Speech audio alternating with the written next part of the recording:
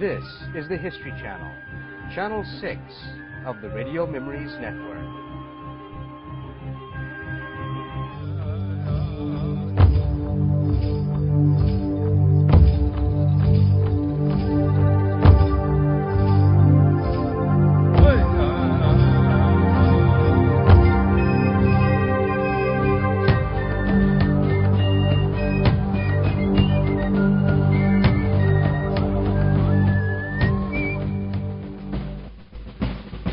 Journeys into American history from the Radio Memories Network.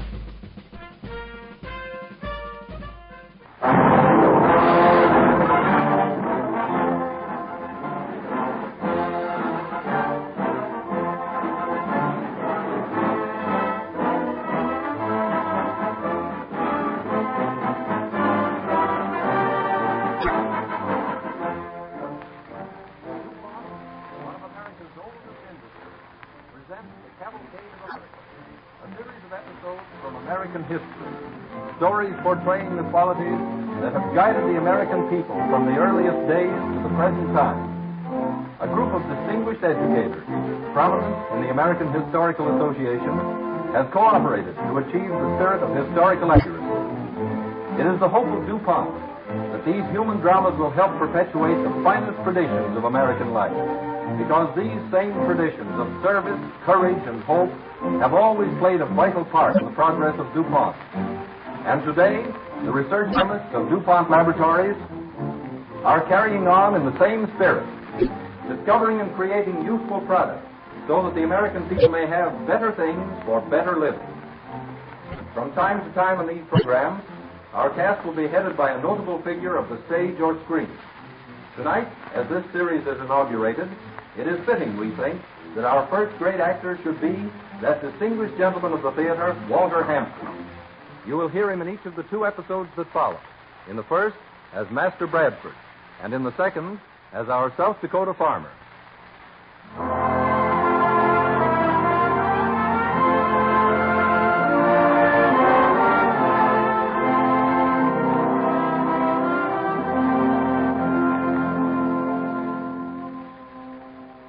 As you watch the American Cavalcade pass in review, you find much that is not pomp and circumstance. A certain doggedness and perseverance, a willingness to stick it out at all costs, is the most distinguished attribute of the American.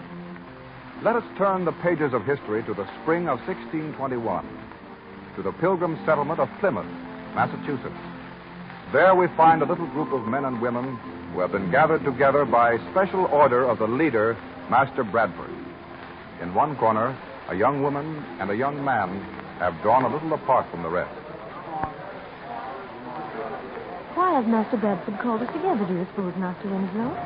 When I first heard the sound of the drum, I feared it might be Indians. I rushed to snatch Peregrine from her cradle. If there were danger of an attack, Mistress White, you wouldn't see Captain Standish resting calmly with his musket, I warrant. Good Master Bradford looks stern and sad. Little enough to make him smile these days. He grieves for his wife. Poor Mistress Dorothy. It was tragic, her drowning, 2 weeks after they landed on these shores. Quiet. Quiet, please, for Master Bradford. Quiet, I pray thee. My friends, I have called you from your task this morning to speak a message which will shape the future of Plymouth settlement. For 4 months, the good ship Mayflower has lain at anchor, unable to return to England by reason of the fearful storm and the mortal plague that took off many of its crew. But this morning her master tells me that, God willing, he will sail 4 days hence. You came to the New World with high hopes. Your faith has been sorely tested these winter months, but 51 remain of the 102 who came here. Many of you have lost those who were nearest and dearest. If you desire to return, to go back to the soft ease of old England, we who are in command will not try to hold you, for God alone knows what awaits us here. Weigh your choice well, for once the Mayflower sails, there is no returning for anyone. I have spoken my message. Well, Master Winslow, Well, Mistress White? Master Bradford's news seems to have pleased you. Why not? What is there for me here? I'm no tiller of the soil. I've tried my best. I covet a more adventurous life. Is this not a mighty venture? Nay, this is but hardship in a rude wilderness. Surely you will return too, Mistress White. What is there here for you? You've suffered much and buried your husband here. And born my child here, remember? Born as the Mayflower near these shores. Then, for the sake of that child, you should return to England. This is no country in which to bring up a girl. What chance has a child in this wilderness? Scarcely enough to eat. Spring is coming. Soon it'll be time for planting. Everyone will be needed. There'll be few enough for any planting. Perhaps none. But, Edward, this is no time to turn back. We've made friends with the Indians. They've promised to show us how to plant their maize. Soon we'll have a harvest.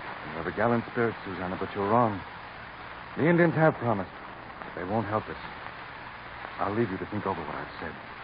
And why are you so interested in my going, Master Winslow? Because I can't bear to leave you in this wilderness.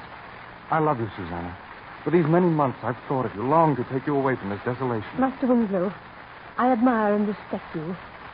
Once I thought I almost loved you. But Peregrine and I stay here and leave you the wandering venturers. But, Susanna, if you only knew how long I've loved you. Good day, Master Winslow. But, Susanna. I play not with wandering dreams. And come what may, I am holding to this place on purpose. Susanna. Susanna.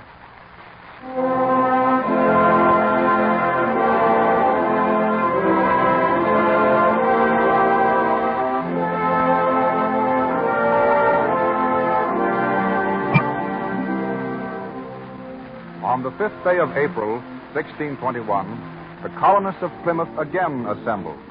This time, not in the rude little meeting house, but on the rocky shore of Plymouth Harbor. All eyes are turned eastward to where the Mayflower rides at anchor, ready to set sail. On the shore, the captain, Thomas Jones, is bidding a last farewell to Governor Bradford. Well, sir, the tide will be turning straightway. I must soon be pushing off. We'll miss you, Captain Jones. I hate to go and leave you all stranded here, sir, in this God-forsaken country. The only countries that God forsakes, Captain, are those whose people have forsaken him.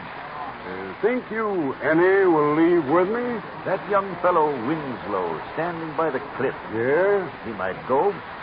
He's no stomach for grubbing earth. He'd sooner be a sailor like yourself. Mary, with only half a crew and some of them not fit to stand, I could straightway put more hands to the rope. We need more hands ourselves. There's spring planting ahead. Only today a messenger came from the north with seed and promise of aid. Well, My heart is grateful, and I still dare hope that none will leave. Mayhaps it's folly, but already I'm proud of our little settlement in the New World, and I mislike to see anyone turn back. I know. Like deserting a ship. Well, if you have any to make the passage, I hope they'll hasten. Winslow still seems undecided. He and God must choose his part. I'll row to the ship and watch for your signal to sail. I'll fire a musket. But first, I must give our people every chance to decide. Well, good hope, sir. I trust the next few months will be easier. Oh, Master Jones. Yes? Just a moment, if you please. Why, surely, Mistress White. Have you and your little baby decided to be our passengers? Oh, no, Master Jones. I'm not leaving. But I have a little packet for my dearest friend in London. Would it be too much to ask you to take it for me? It's all superscribed. I will bear it safely, Mistress White, never fear. And now I must haste and weigh anchor while the tide is right. Now, Godspeed. Godspeed. Godspeed, good master. All right. Push her off, boys.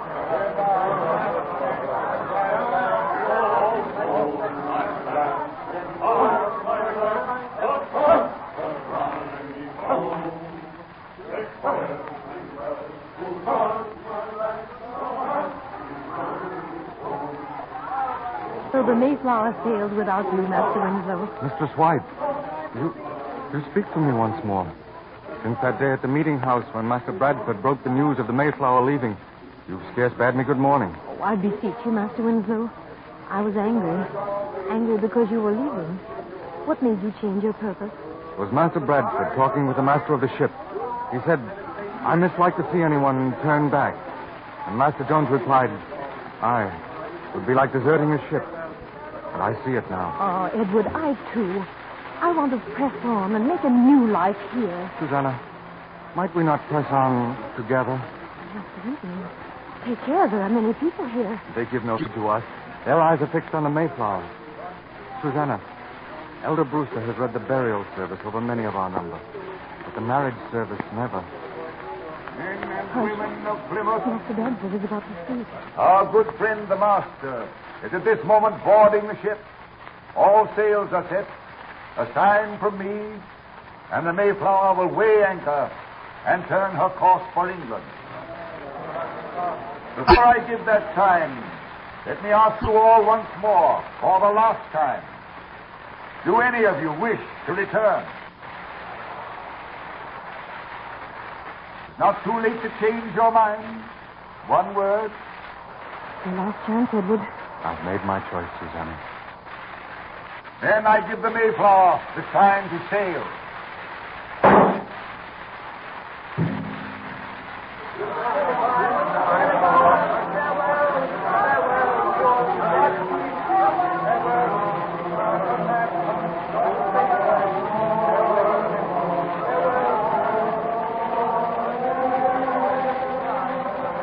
How white her sails gleam.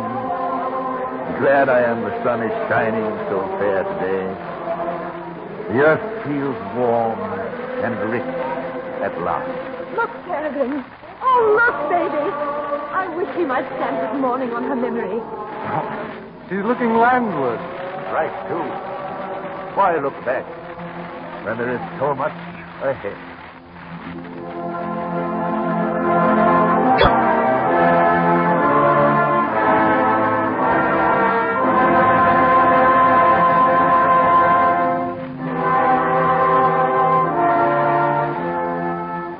That fateful day, the Pilgrims made their choice and flung defiance at the dark forests of New England.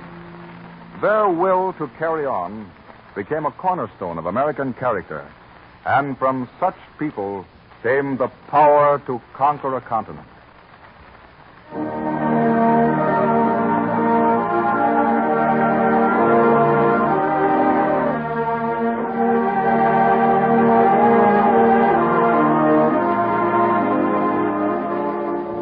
Slowly but surely, the cavalcade moved westward. After the pioneers came the farmers. 3 centuries have passed. It is the summer of 1931. Let us look into the kitchen of a small South Dakota farmhouse. Sarah Winslow is busily preparing supper. Oh, give these biscuits just about 5 minutes more. By that time, your father ought to be here. Mom, Yes, Ned? well, this is July. Anybody who's been canning tomatoes over a hot stove all day don't have to be told that. College opens in September. September 24th, the catalog says. What's the chances, do you think, of my getting to go? Oh, it's too early to say yet, son. The summer started out good. Crops are pretty promising. If nothing happens, I guess your father will be in a position to spare you in the fall. Take on a hired hand in your place. I won't ask for a cent from Dad. With what I've saved and what I can earn, I'll get along fine, Mom. Well, we'll see. I don't want to make any promises like we did last summer and then have to break them. Gosh, what a summer that was. Not a drop of rain for 17 long weeks. I can't even bear to think about it. Waking up morning after morning. See that sun like a great ball of copper. And the crops drying up, shriveling, shrieking for water. Yeah. Oh, That's the worst of farming. You work and you worry and you break your back for months. And then along comes a drought or a freeze or a flood or maybe some kind of a blight. And where are you? You're worse off than when you started. I know. And yet we keep on farming just the same. I'm not so sure that I will. When I finish college, I might get myself a job in... Your family have been farmers for generations, Ned Winslow. And I guess you're not going to give it up for any white-collar city job. Why, your great... Well, I don't know quite how many greats it was, but your grandfather was one of the first white men to plant corn in this country. The Indians showed him how. Yeah, Mom. And his descendants have been planting corn ever since. To be burned up by the sun, or rotted by rain, or eaten up by pests. What's this you're saying about pests? Your son was just getting in practice for the college debating team, that's all. Oh, meanwhile, like as not, my biscuits are burning for crisp. Well, as a matter of fact... And now you two get your hands and faces washed, and I'll have things dished up in a jiffy. Oh, hold on. Wait a minute, Father. What's the matter? Why, you've got a couple of grasshoppers on your coat, see? Oh, don't brush them off in here. Go outside. I don't want the nasty things to start hopping around my kitchen. Say, there's an awful lot of grasshoppers around lately. Just the last few days. Have you noticed? Yes. Picked half a dozen of them off my cucumber vines this morning. Well, they were eating the leaves as greedy as anything. They don't eat anything more valuable than your cucumber vines. We'll be lucky. Well, you talk as if my cucumber vines didn't matter. We don't depend on cucumbers for our living. My cucumber pickle's taken second prize at the state fair for 3 years now. And if it don't take first prize this year... Oh, there's one of those pesky creatures under the sink. Well, what of it, Mom? They're harmless. Not this variety. What do you mean, Dad? Well, these ain't the regular, ordinary variety of grasshoppers that you get every summer. They're a special breed.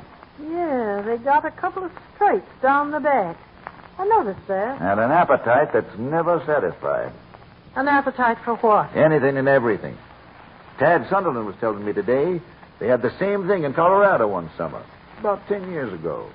When they got through devouring the crops, they even ate the binder twine. Oh, Father, I can't believe it. If you don't mind holding supper up for a few minutes, Mother, I'd like to put in a phone call.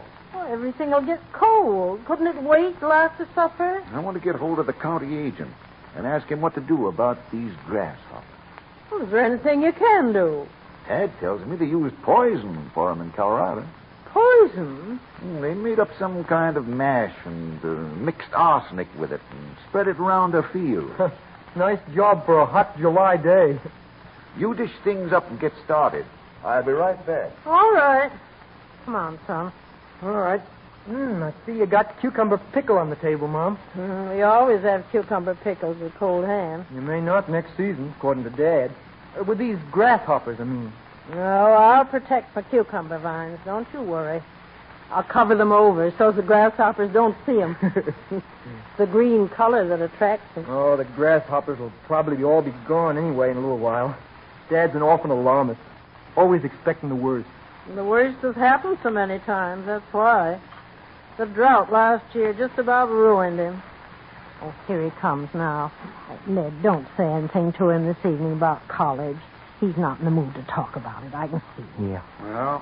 Well, Father, what did he say? Seems just about every farmer in the country's calling him all of a sudden to find out how we're going to fight the grasshopper plague.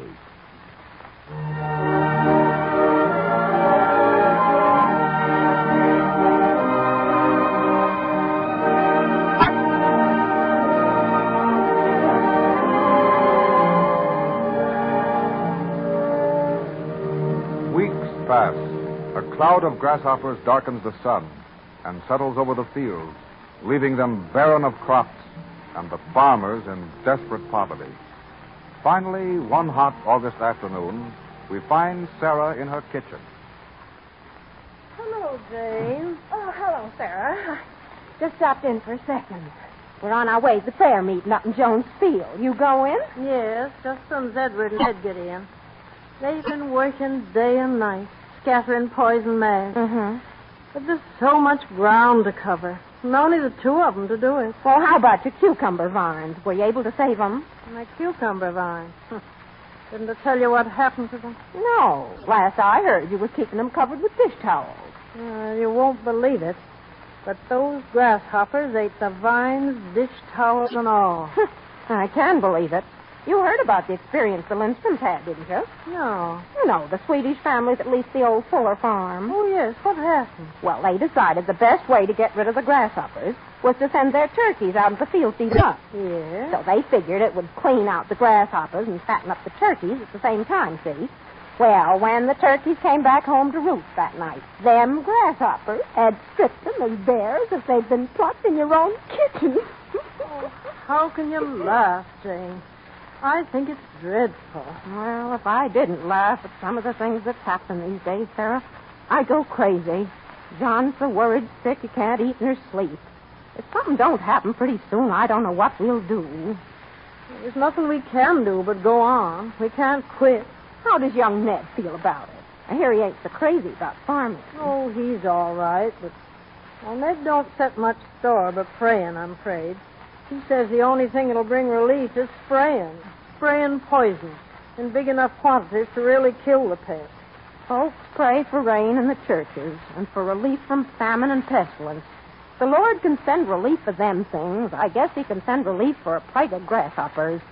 Oh, well, the folks are waiting out in the car. I better be going. Well, we'll see you at the service. It's only a step for us. Well, walking's better than driving anyway. Why, just coming down the short distance we did, our car got stalled twice. Grasshoppers clogging up the radiator. Well, goodbye. Goodbye, Jane. Hello, Edward. Going to service? Hello, Jane. Yes, we're going as soon as Mother's ready. I'll see you there. Goodbye. Goodbye. I'll be ready in a minute, Edward. Just let me get my hat. My, it's hot. Up to 110 the shade. Weather report over the radio said it was the hottest August 14th in I don't know how many years.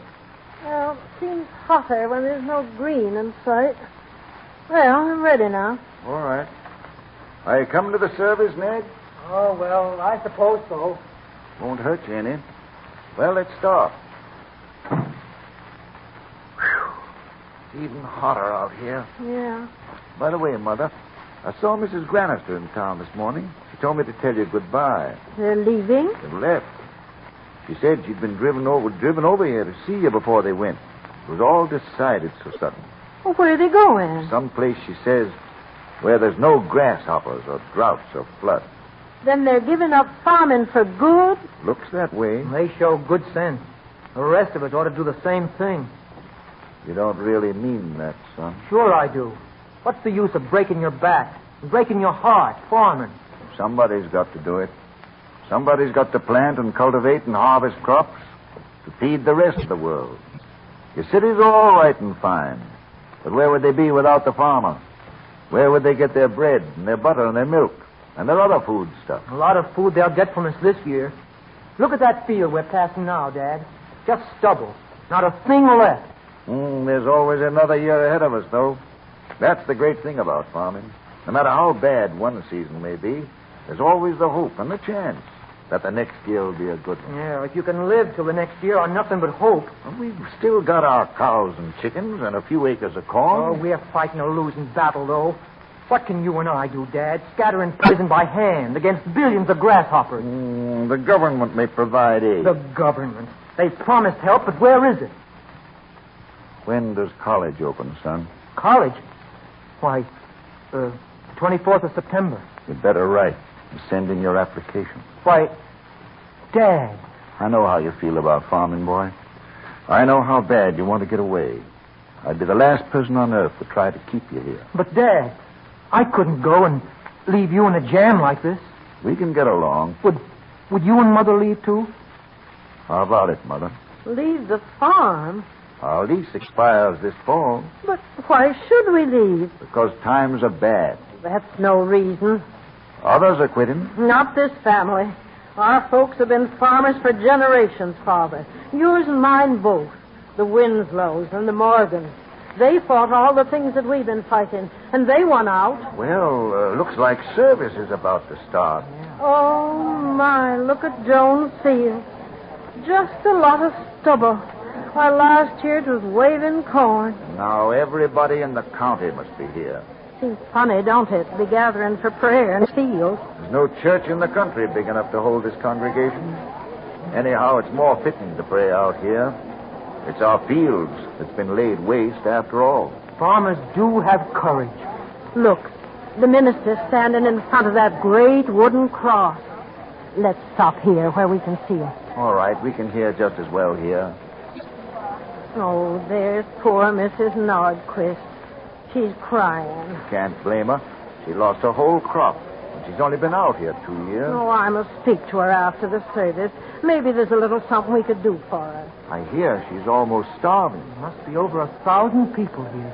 And everyone dog-tired from fighting grasshoppers. You know, it's funny. A lot of them are worse off than we are. But somehow they don't look licked. Look, the minister's holding up his hand for quiet. Let us bow our heads in prayer.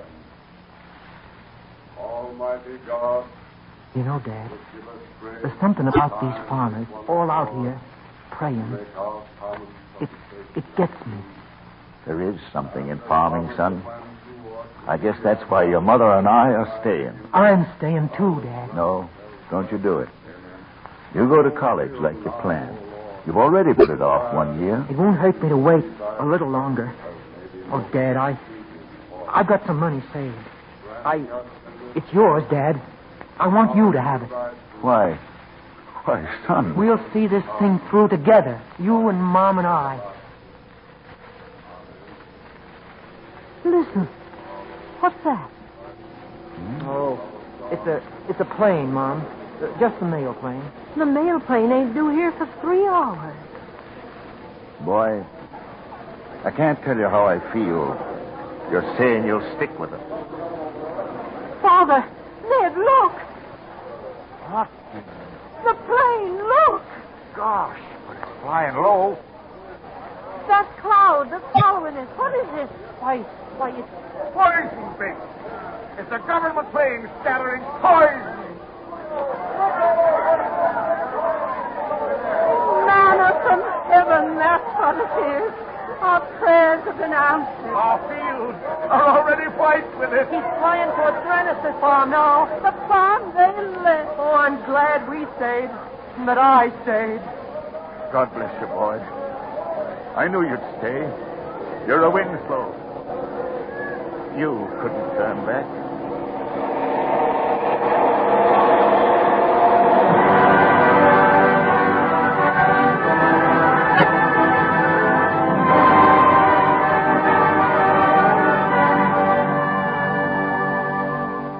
No turning back. The will to carry on. The refusal to give in. This quality has helped shape the course of American history from the days of the Pilgrims to the present day. People whose names find no important place in history's pages, who quietly did their jobs and asked no credit, no glory. We salute them, heroes of the American cavalcade.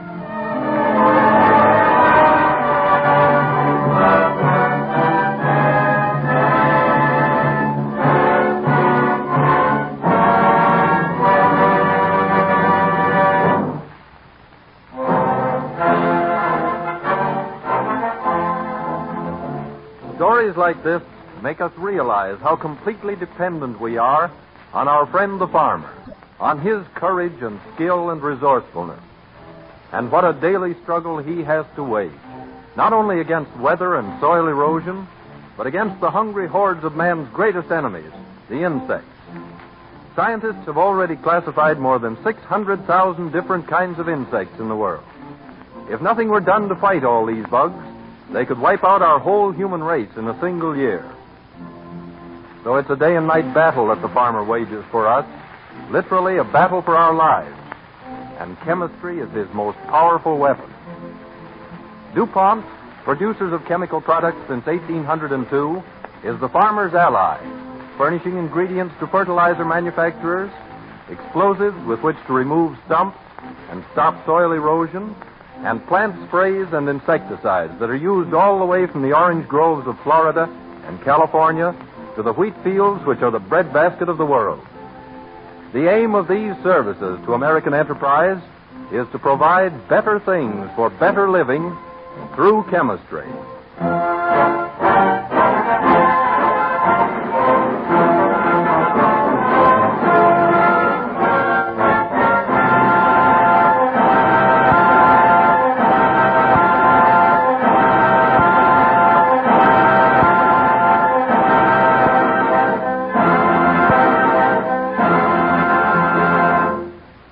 leading parts in this evening's episodes, which you have just heard, were played by that distinguished American actor, Walter Hampton. Next Wednesday evening at this same time, Francho Tone, one of Hollywood's brightest stars, will appear when DuPont again presents The Cavalcade of America.